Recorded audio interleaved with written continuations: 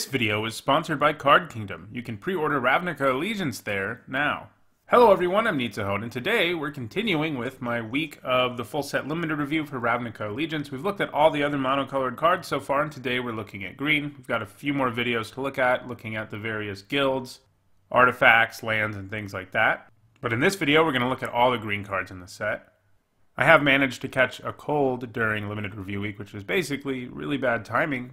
I'm just letting you know that in case my voice doesn't sound as good maybe as it usually does. Before we get started, I want to remind you that if you're not sure what my letter grades mean in these videos, you can go to the link in the description below that will take you to my guide video that explains how I grade these things. Now let's look at our first green card. First up is Axebane Beast, which for 3 generic and a green is a 3/4 common beast. It's a vanilla creature, but one with some decent stats, as should usually be the case for green. I mean, obviously 3/4 isn't great for 4, but I do think it's good enough to end up at C-, meaning it's one of the cards that gets into your deck, but usually is one of the last cards and one you're thinking about cutting, really. Next up, we have Biogenic Ooze, which for 3 generic and 2 green is a mythic rare ooze. It's a 2/2. When it enters the battlefield, it makes another 2/2 ooze creature token. And at the beginning of your end step, put a +1/+1 counter on each ooze you control. Then, also, for 1 generic and 3 green, it can make a 2/2 green ooze creature token. This can get out of hand in a hurry. And the worst case scenario for this card is still pretty good, and that's always a good indication of how strong a card is. So what's the worst case scenario? Well, it's that your opponent kills this ooze and all you get left behind is a 2/2. Which, yeah, isn't great, but your opponent used a whole card to deal with your Biogenic Ooze and you still have another creature in play. Sure, it's just a 2/2 ooze, but when that's the worst case scenario, you're doing pretty well. Even if they manage to kill it, after it makes 1 ooze, you're still paying 5 mana for, 2 3/3s, and then if one of them dies, then you still have a 3/3. And yeah, then it turns into an ooze factory. The creatures get bigger and bigger every turn, and if they let you untap with this, basically, you're going to win the game because you're probably making another ooze, and you're just continuing to go crazy with this. It's monocolored, and it's a very powerful bomb, and those things are nice because there are a lot of bombs in this format that are gold, but this isn't one of them. It's an A. Next up, we have Biogenic Upgrade, which for 4 generic and 2 green is an uncommon sorcery, and it says, distribute 3 +1/+1 counters among 1, 2, or 3 target creatures, then double the number of +1/+1 counters on each of those creatures. So, at a minimum, this is 6 mana for 6 +1/+1 counters, which isn't too bad. Where this could get really silly, though, is in both the green decks in this format if they really get there on their respective mechanics. Gruul has Riot that will give you more +1/+1 counters to work with, and Simic has Adapt that also gives you counters. This is going to be the kind of card that makes you groan when it's cast against you, because it can dramatically shift attacks in your opponent's favor, and in many cases, it may mean your end. So, that's all the good stuff about it. What's bad about it? Well, if things aren't going well for you on the board and you draw this, it isn't going to be good at all. Though even in a fail case, slapping 6 +1/+1 counters on a single creature isn't terrible. Overall, though, I think this is pretty good. I think maybe I should give it a build-around grade, because if your deck doesn't end up with enough +1/+1 counters, it's probably like a C-. But both green decks in this format have +1/+1 counters going on, and for that reason, I don't think I need to go the build-around route. I think it's just a C+. Next up, we have Endres Forerunners, which for 5 generic and 2 green is a 7/7 boar. That is not what it costs. Next, we have Endres Forerunners, which for 5 generic and 3 green is a 7/7 boar with vigilance, trample, and haste. It's rare, by the way. And when it enters the battlefield, other creatures you control get +2/+2 and gain vigilance and trample until end of turn. So, obviously enough, should you cast this, it's going to win you the game on the spot most of the time. It will be great for busting through a major board stall. However, it does cost 8 mana. And 8 mana is a lot to ask in most limited formats. And yeah, even if your board is less than scary, chances are good that this can get in there the turn it comes down, thanks to the fact that it has haste and vigilance and trample. But I have my doubts that getting to 8 mana in this format will be an easy thing to accomplish. It will be doable, but probably only in a very specific deck that goes all in on ramp, and as a result, I really think this card only wants to be in that deck and not any of the other green decks in the format. I don't think you really want to be playing this in Gruul. Simic's a little more likely, they have more ramp, but I still don't think you really want to play it there. I think sometimes things will come together where you have enough ramp that this is awesome and really fun to cast, but for now, I think you should avoid playing it most of the time. I'm giving it a D+. Next, we have Enraged Serra, which for 2 generic and 2 green is a 4/4 Rhino at uncommon, and it can't be blocked by creatures with power 2 or less. This green evasive ability has shown up several times in the last several sets. I think they should just keyword it at this point. But anyway, a 4-mana 4/4 is already probably a C+. That's just not something you get much of in limited formats. Does its evasive ability get it up to B-? I think it does. Anytime we've seen this line of text on cards recently, it's overperformed. So I think in a pack with no premium removal or bombs, thinking about taking the Ceratok first is probably reasonable. I'm giving it a B-. Next up we have Gatebreaker Ram, which for 2 generic and a green is a 2/2 sheep at uncommon, and it gets +1/+1 for each gate you control. As long as you control 2 or more gates, Gatebreaker Ram has Vigilance and Trample. This is another gate build around that I like a decent amount. It does have kind of a bad floor. If your deck just has like 2 or 3 gates, like most do, you should probably steer clear. Once you get to 5 or more, this probably has a good shot at consistently being a 3/3, and it being even a 4/4 with Vigilance and Trample, both of which are nice rates. So I think this is probably a D in your usual green deck in the format, but a C+ in a deck with enough gates. Also, weird flavor thing, why does this thing like gates? Does that even make sense? I mean, it likes destroying them. But anyway, on to the next card.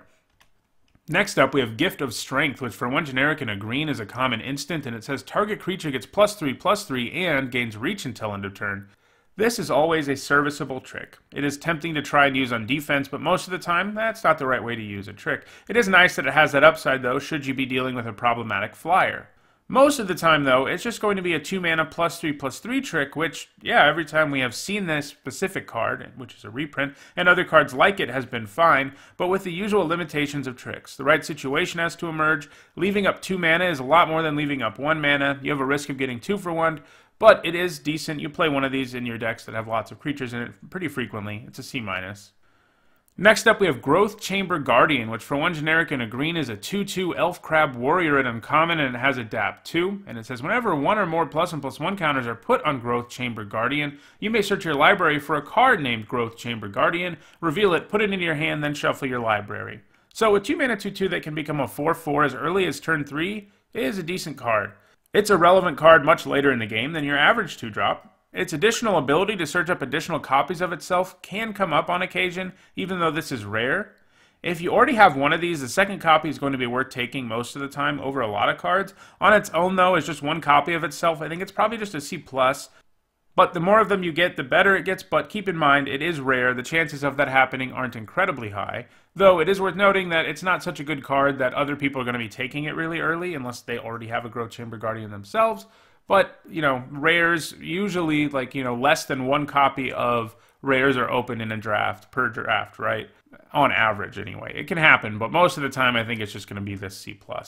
Next up, we have Gruul Beastmaster, which for 3 generic and a green is an uncommon human shaman. It's a 2/2. It's got Riot, which is that Gruul ability where when it comes into play, you have to make a choice between haste or a +1/+1 counter. And whenever Gruul Beastmaster attacks, another target creature you control gets +X/+0 until end of turn, where X is Gruul Beastmaster's power.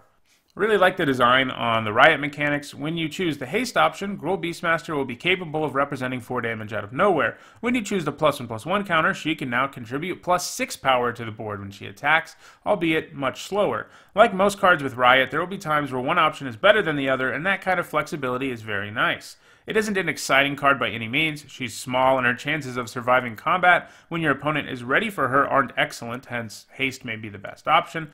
And she doesn't boost the toughness at all of the creatures you attack with. She does get better if you have some +1/+1 counters going on, because obviously her attack gets 2 more power for every +1/+1 counter on her, assuming she has a friend. She's a solid card, but I don't think anything special that you should be taking early. She's just C+. Next up, we have Guardian Project, which for 3 generic and a green is a rare enchantment, and it says, whenever a non-token creature enters the battlefield under your control, if it doesn't have the same name as another creature you control or a creature card in your graveyard, draw a card. I like this card a lot. If you know me, I love effects that draw me cards, and potentially adding draw a card to all your creatures is something I'm in for. We just had that Beastmaster guy in Guilds of Ravnica who basically did that. It reminds me a bit also of the enchantment that gave Explore to everything, and that was something I loved. What's more is this card especially seems good in Limited, where the chances that you have multiple cards with the same name are lower, so this just naturally can be better in Limited than anywhere else. I'm going to give this a relatively high grade, with the caveat that I may be a bit biased on this type of card, but I'm starting it at B-. I think it's a reasonable first pick. Next up, we have Incubation Druid, which for 1 generic and a green is a 0/2 Elf Druid at rare, and you can tap it to add 1 mana of any type that a land you control could produce. If Incubation Druid has a +1/+1 counter on it, add 3 mana of that type instead.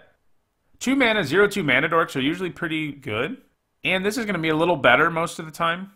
Being able to help you ramp into things more quickly is just a very powerful thing, and the fact that this becomes a relevant creature in the late game with actually decent stats as a 3/5, and on top of that, also can ramp you even higher, it seems like a pretty great card. It seems like the kind of thing that is first pickable in the majority of packs you see it in. I think it's a solid B. Ramping and then becoming a relevant creature with a more powerful ramp effect late, and a 3/5 body is perfectly first pickable.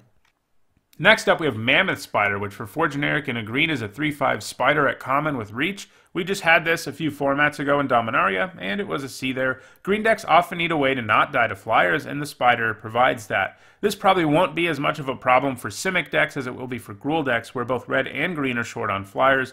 I feel like you frequently run one of these, but you don't need to be taking it early. I think it's a C.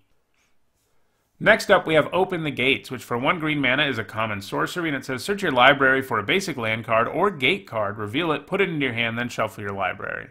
Well, this is pretty nice. It's very attuned with Ethery. Obviously, it isn't quite that good, but it is a pretty nice card when it comes to fixing, and it helps enable the gate deck be a thing. It is the kind of card that putting into your deck, at least a second one, lets you play 1 fewer land, letting you keep hands more frequently and preventing you from having to mulligan. I think if you're green but not splashing anything, it isn't as necessary, though it is an easy card to run because the downside is so low, but you definitely want it should you be splashing and running a bunch of gates. I think this is a nice solid card for green decks in the format. I'm giving it a C. Next, we have Rampage of the Clans, which for 3 generic and a green is a rare instant, and it says destroy all artifacts and enchantments. For each permanent destroyed this way, its controller creates a 3/3 green centaur creature token.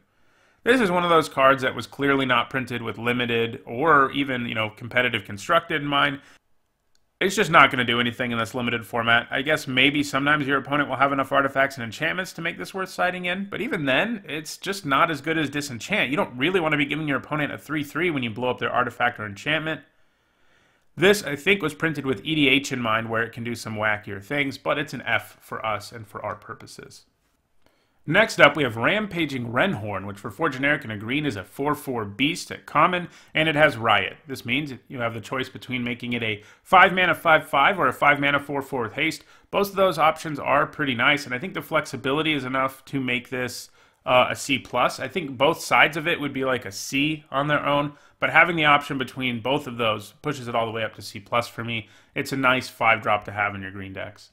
Next up, we have Regenesis, which for 3 generic and 2 green is a rare instant, and it says, return up to 2 target permanent cards from your graveyard to your hand. So, black gets like 1 card in every format that lets it return creatures from its graveyard, usually 2 of them, and that card is always a nice thing to have as a 1-of in black decks in those formats. That's kind of where Regenesis is, although the ability to grab any permanent, and the fact it's an instant, may make it better than the black effects that are similar. You can be leaving mana up to use Adapt or something, and then end up casting this to get 2 best things from your graveyard back, while your opponent has to respect the fear of activation on your Adapt. I think the presence of that mechanic makes this, and really all instants, a little better than they would otherwise be. Still, you don't really want more than 1 in most cases, because getting them in your opening hand or early can be pretty bad, but I think the first one should be taken relatively highly, and you probably always want one, giving it a C+. Next up, we have Root Snare, which is 1 generic and 1 green for a common instant, and it says prevent all combat damage that would be dealt this turn. I'm really tired of Wizards printing fog effects in every format. They're bad. They basically do nothing. I'm tired of talking about fogs, and I'm just going to end it here. But if you want a more detailed explanation of why they are bad, I'm sure people can help you in the comments. I can too if nobody else replies, but it's an F, like every other fog effect for the last 5 years. Next up, we have Sachet Ars Volley, which for 2 generic and a green is an instant at common, and it says destroy target creature with flying. Sachet Ars Volley deals 1 damage to each creature with flying your opponent's control. So, yeah, seems like Wizards was a little worried about Afterlife being too strong in this format and gave multiple colors ways to wipe out a ton of spirit tokens. This is Green's version of that. It's still mostly a sideboard card. I think this format has a good number of flyers, and Afterlife makes this more mainboardable than usual, but it's probably still a D as a card in your mainboard. You'll do it if you gotta, but hopefully you don't.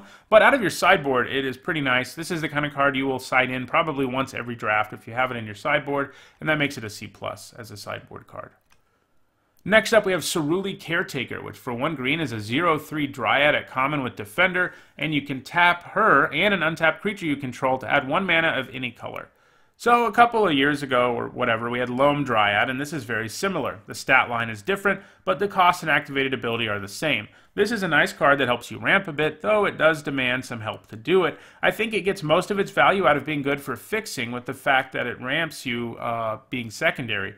This is Ravnica, so playing more than 2 colors is often the thing you should be doing. She will help you do that, though again, the fact that she needs help from another creature can be a pain. Keep in mind, though, because of how this ability is paid for, when you play a new creature, you can tap her and that new creature. It's not using a tap ability with the tap symbol, so it doesn't count as something that prevents it from having summoning sickness or whatever. It can just tap itself with Cerulean Caretaker the turn it comes into play to add mana to your mana pool. That comes up sometimes, so I just want to make sure you know that.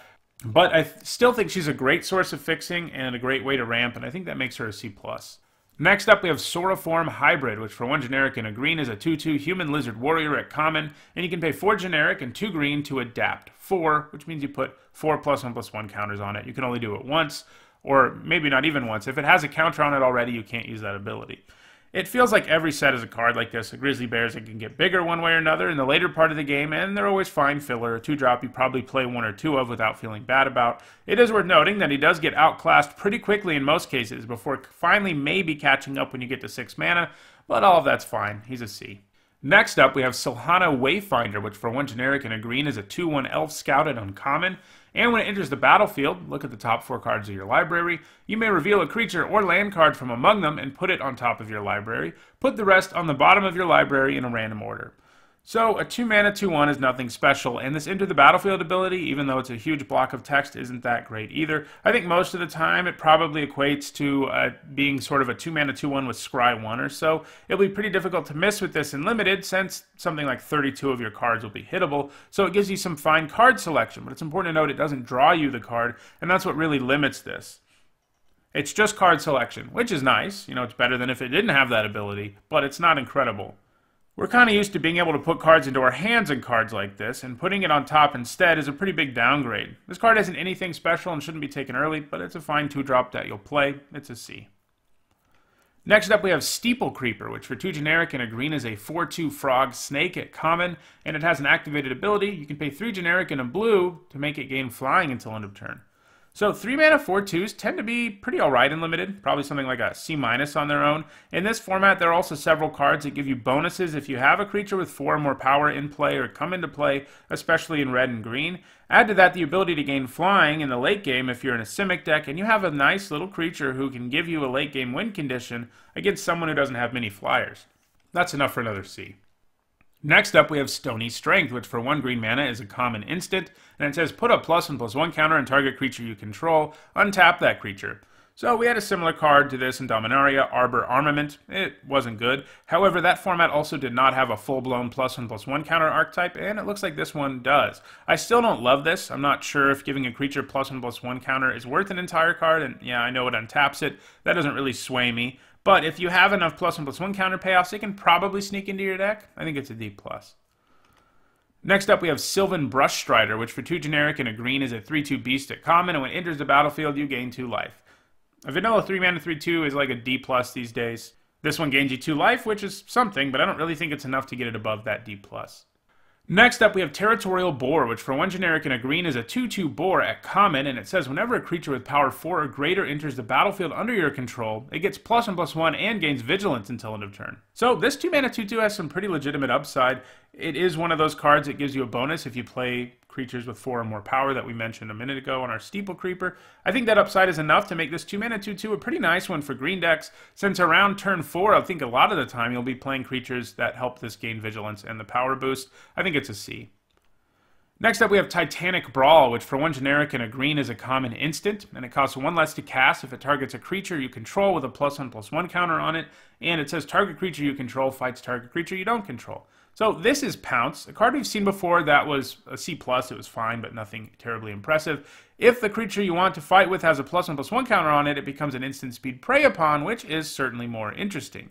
By being a fight card that doesn't pump your creature though, this card already really limits itself. You need to be playing a deck with some big boys in it, ideally big boys with +1/+1 counters, for this to be at its best. In this set though, that will be more often than usual, I think. Both Simic and Gruul will have creatures who like +1/+1 counters and who make +1/+1 counters, and both decks will have a decent number of creatures, 3/3 or bigger, which I feel is like the usual baseline for what you want to have in your deck for this kind of card. So overall, I think this fits nicely into the format. It certainly isn't premium removal, in addition to the problems that fight cards have that I've mentioned many times, namely that if they use a removal spell in response to it, you get blown out.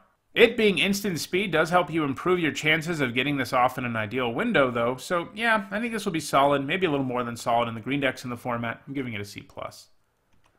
Next up, we have Tower Defense, which for 1 generic and a green is an uncommon instant, and creatures you control get +0/+5 and gain reach until end of turn. Why is this card taking up an uncommon slot?